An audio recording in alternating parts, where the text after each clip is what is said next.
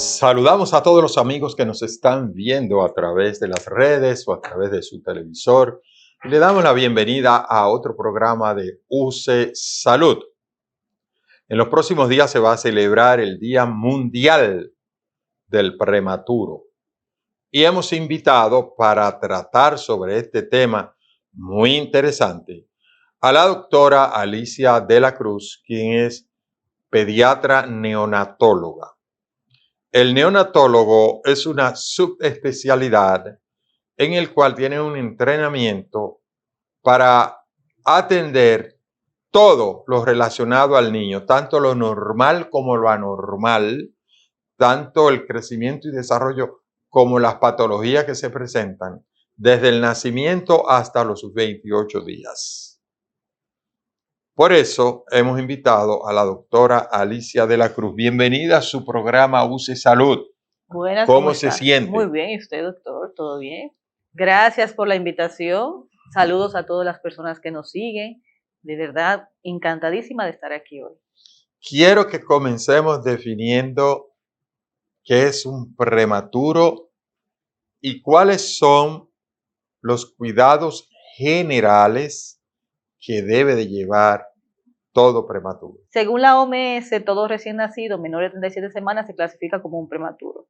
Ya dentro de las clasificaciones de lo que es un recién nacido prematuro, vamos a clasificarlo, por ejemplo, en peso bajo, según el peso, según la edad gestacional, y podemos clasificarlo en un recién nacido extremo prematuro, que son los recién nacidos menores de 28 semanas, los muy prematuros, los que son entre 30 a 31 semanas, los prematuros tardíos, que se clasifican de 34 a 36 semanas. Bien, doctora. A mí sí me gusta mucho hablar de las creencias y tabúes, porque no quiero que eso pase nunca por alto. Con relación a los recién nacidos, sean prematuros o no, que el niño está anortado porque fueron a verlo y la persona había cogido sereno. Dígame de eso. Bueno, una de las cosas que son parte de la idiosincrasia de nuestro país y de las creencias que tenemos como población, todos los países la tienen.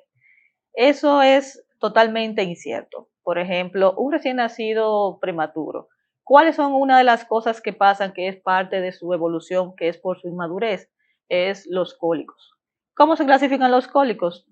Todo dolor o llanto después de las 6 de la tarde. Todos los recién nacidos lo experimentan. Unos más que otros, pero la mayoría sí lo experimentan. Y la verdad, eso es lo que la mayoría de las personas hablan de anortar, que es el niño que llora, pero eso ocurre casi en todos los recién nacidos, hasta los 2 o 3 Otra meses. creencia.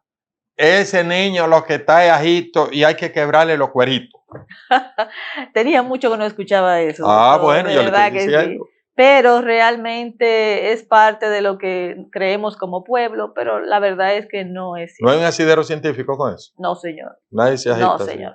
Sí es bueno considerar, por ejemplo, que uno le recomienda cuando es un niño que llora mucho, sobre todo por cólicos, hacerle masajitos en la barriguita, como si fuera la manecilla de ese reloj, hacerle como si fuera movimientos, como si fuera la bicicletica. ¿Qué otra cosa? Sacar los gases como hacen las abuelitas, que me encanta, la pancita en el hombro y dar paseitos con el bebé. Ok.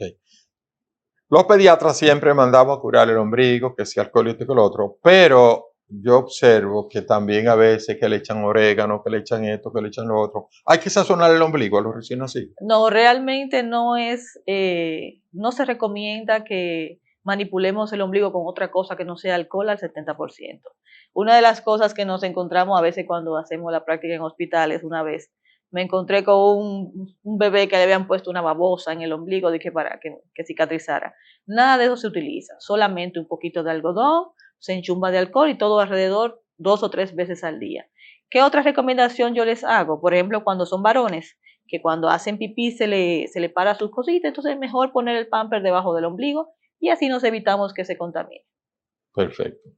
Bien, y ya entrando más en materia, ¿por qué es importante llevar su niño a las consultas que ustedes le ponen? Quiero saber, primero, ¿cuántos días después de un niño haber nacido tuvo incubadora, le dieron de alta, gracias a Dios se fue bien.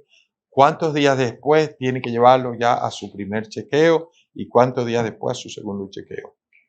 ¿Y qué ustedes buscan qué información buscan en ese niño? Normalmente cuando son recién nacidos prematuros, va a depender qué tan mal le fue cuando estuvo ingresado. Si estuvo en ventilador, si hubo transfusiones, hubo otras complicaciones durante su ingreso. ¿Qué tiempo uno más o menos recomienda? Por lo menos semanal evaluar a ese paciente. ¿Qué uno evalúa cada vez que el niño va? El peso, la talla, el perímetro cefálico, cómo va su desarrollo con la alimentación. Recordemos que los recién nacidos prematuros, una de las complicaciones que preocupan a los padres es que duermen mucho, no succionan bien, sobre todo cuando es lactancia exclusiva, se cansan mucho al succionar. Entonces esas cosas debemos confirmar, como lo confirmamos con el peso en el bebé. Cada niño debe aumentar entre 15 a 30 gramos por día y eso hacemos un cálculo dependiendo cada vez que lo veamos si es adecuado o no. ¿Qué nos permite esto? Vamos a hablar, por ejemplo, de alimentación con los padres, qué está pasando, qué otra cosa podemos ayudar a los padres en la casa, porque recuerden que tener un bebé prematuro la verdad que no es fácil. Perfecto. Doctora, ¿y qué haríamos o de qué debemos hacer yo como padre, verdad? Como padre, cuando veo que un niño está durmiendo mucho, ¿no será un asunto de percepción? No, porque muchas veces iban a mi consulta y que está durmiendo mucho. Dígale a los padres qué se considera normal en número de horas un recién nacido dormir. Los recién nacidos duermen alrededor de 18 a 20 horas más o menos por día. ¿Ustedes están oyendo? Hay algunos que un poquito más, hay algunos que un poquito menos. La mayoría de los libros dice de 16 a 20 horas y la doctora acaba de decir de 18 a 20, le subió hasta 2, o sea, para que ustedes vean. Entonces quiere que el muchacho esté como si fuera una gente grande. El problema es que a veces duermen el día entero, doctor, y en la noche sus padres se preocupan que están despiertos. ¿Usted entiende que hay que despertar al niño cada qué tiempo cuando está durmiendo? Normalmente cuando son recién nacidos menores de 2 meses y son peso bajo, son prematuro extremo, lo ideal es cada 2 horas alimentarlo. No siempre hay que despertarlo. Hay veces que ellos dormidos chupan bien el tetero y se toman la leche sin ningún problema. Pero sí, la alimentación debe ser de 2 a 3 horas por lo menos en los primeros 2 meses. ¿A qué edad se le debe comenzar a poner ya comida sólida a un? A partir de los 6 meses, sin dejar de alimentar con lactancia. Eso es lo ideal, hasta los 6 meses de lactancia exclusiva, y luego ahí le vamos agregando otros alimentos. ¿Cuáles enfermedades o patologías podría ser un recién nacido? Porque un recién nacido prematuro, pero bueno, ya se va a poner que tenga 35 semanas, duró una semana con usted, se fue bien a la semana, el niño comienza a ganar peso, talla, su perímetro cefálico, el niño va bien. Entonces, la pregunta es, un niño que vaya bien, ¿qué ustedes vigilan? O sea, vigilan que vaya bien, pero ¿cómo se dan cuenta? ¿Cuáles son los primeros signos de alarma? Que es lo que yo quiero preguntar. ¿Cuáles son signos de alarma que deben de hacer llevar un recién nacido rápido a su médico, a su pediatra neonatólogo? Todo recién nacido, todo niño menor de 2 meses, la fiebre es un signo de alarma. Quizás en un niño mayor de 1 año no, pero en un niño menor de 2 meses que fue prematuro, que estuvo ingresado, fiebre es un signo de alarma. ¿Qué otra cosa a uno le preocuparía? Bueno, un niño que ya se egresó, la ictericia. La ictericia es muy importante en los recién nacidos. ¿Qué otra cosa es importante en los recién nacidos? Si me permite decir, ictericia es el color amarillento de la parte blanca del ojo, de la esclera y de la piel. Color amarillento. La doctora dice ictericia, es un tinte. La piel se le pone amarilla y no siempre dice que darle sol. Bueno, está la ictericia fisiológica, que ustedes hablan muy bien, pero que si al niño le ha dado 3 o 4 días de sol y usted ve que sigue amarillo, es más, desde que lo ve amarillo tiene que llevarlo al médico para que la doctora le tome una muestra y le mida los niveles de bilirrubina. Y ahí va a depender si ya lo va a dejar o no ingresado. Exactamente. Además de la ictericia, bueno, hablamos del color amarillento y hablamos ya de la fiebre, que es el primero de todo. ¿Qué otro signo de alarma? Otro de los signos de alarma, y por eso es importante saber qué tiempo duerme un bebé o cuándo debe alimentarse, es la falta de succión, la hipoactividad, cuando un niño no se alimenta adecuadamente. Muchas veces este síntoma tan inocente o tan difícil a veces de diagnosticar por los padres se puede traducir como una infección. Y los padres dirán, concho, ¿una infección? Sí. Uno de los primeros síntomas que presenta un recién nacido cuando está enfermo es la hipoactividad. No quiere comer, está desganado, como dice la gente. Entonces eso tenemos que tomarlo en cuenta. Y si el niño quiere alimentarse y tiene deseo de alimentarse, pero cuando chupa se cansa, que usted ve que está cansándose el niño, que no puede mantener esa succión activa. Todo recién nacido, ya al mes de vida más o menos, debemos tomar en cuenta las cardiopatías, sobre todo si fue un bebé prematuro. Casi todos los pediatras o neonatólogos tomamos en cuenta, por ejemplo, al mes, hacer evaluaciones del corazón, de los ojitos, de la audición. Es importante esos temas. ¿Por qué? Porque un niño que se cansa cuando succiona y tiene ya un peso adecuado, entonces estamos hablando de un niño que pudiera cursar con una patología como una cardiopatía. Recordándole a los amigos que cardiopatías son enfermedades del corazón, Que el ¿verdad? paciente nace con ellos y se diagnostica ya después de Exacto, vienen con una enfermedad que llamamos congénita y se le va desarrollando. El niño se pone sudoroso, suda más de lo normal, suelta el seno porque no puede, y a veces puede aparecer hasta un poquito de una respiración más rápida de lo normal. Hay otros que es que no ganan peso cuando tienen la cardiopatía y se cansan. Creo que es la combinación más frecuente. Sí, es la combinación más Poca ganancia de peso y no se cansan. Un día vamos a hacer solo un programa de las cardiopatías, que se dividen en dos, las congénitas acianógenas y las cianógenas. Y vamos a hablar de eso, pero yo voy a traerle un corazón para explicarle cuando hay una comunicación interventricular, interauricular, cuando hay una persistencia de conducto arterioso, todos los tipos de cardiopatía, hasta llegar a la famosa tetralogía de Fallot. Pero ese es un programa aparte y vamos a tener que tener un corazón para explicarle. Es importante que, doctora, ¿cuáles enfermedades deben de vigilarse desde muy temprana edad que tengan relación con herencia? Como dicen, mi familia sufre normalmente de esto. ¿Cuáles patologías deberían de tenerse muy presentes en familias que se repite una misma enfermedad crónica? Por ejemplo, en los pacientes prematuros siempre tomar en cuenta las cardiopatías de la madre. Muchas madres se dan cuenta que tiene alguna complicación, quizás a veces leve, a veces severa, a veces moderada con el embarazo. Entonces, una de las patologías que toda madre debe cuidarse es, por ejemplo, el lupus, que es una enfermedad muy complicada y causa cardiopatías congénitas en los recién nacidos muy graves. Otra patología que es importante, la falsemia. Somos un país donde tenemos un alto porcentaje de falsémicos.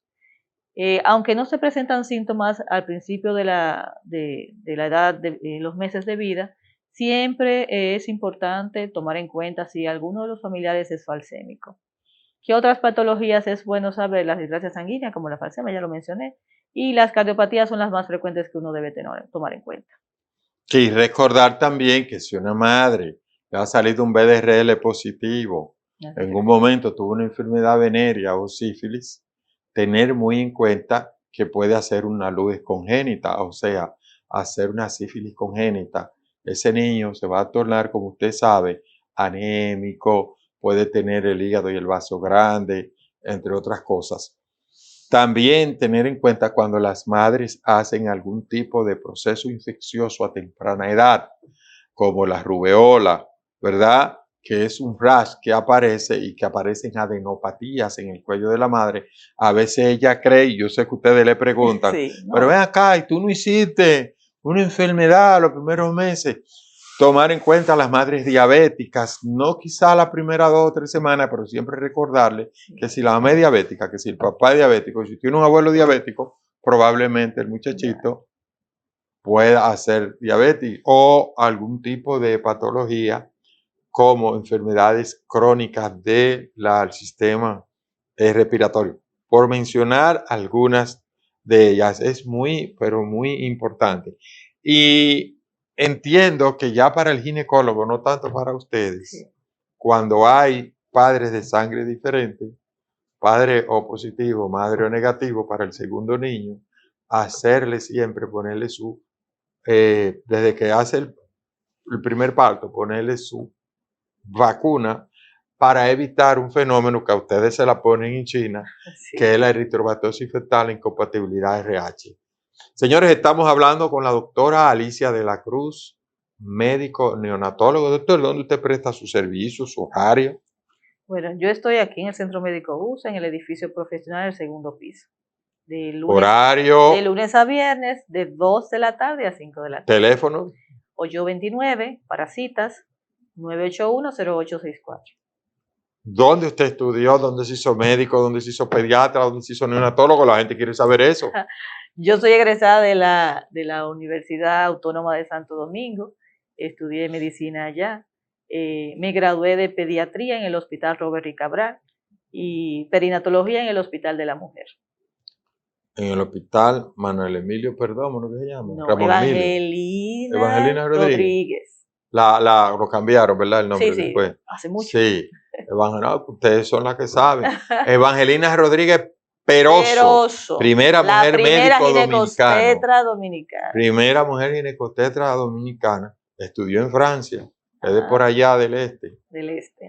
Ok. Ella es de Yuma, pero su vida la hizo en San Pedro de Macorís. Excelente. Ya para darle esos tips a la gente, ¿verdad? Evangelina Rodríguez Peroso, primera ginecostetra, quien vino de Francia y fue una mujer muy avanzada para su época. Tuvo problemas porque era una mujer de avanzada y dicen que cayó en desgracia con Trujillo y caramba.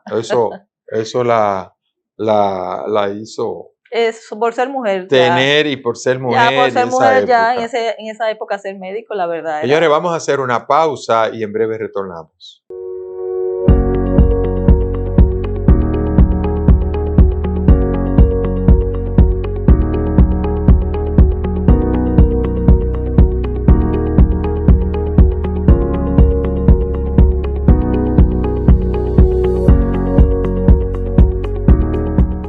Seguimos conversando con la doctora Alicia de la Cruz, quien es pediatra neonatóloga y tal y como ustedes oyeron, presta su servicio aquí de lunes a viernes en el Centro Médico UCE. Además, una persona muy humana y muy apegada a sus pacientes porque me consta al ver de qué manera tan bonita, tan pulcra y tan limpia ejerce la profesión de la medicina. Doctora, ya en la parte final, yo quiero que usted me comente cuáles son los errores que con más frecuencia cometen las madres de los recién nacidos y cuáles son las recomendaciones que ustedes le dan. A propósito, que en los próximos días vamos a celebrar el Día Mundial del Prematuro.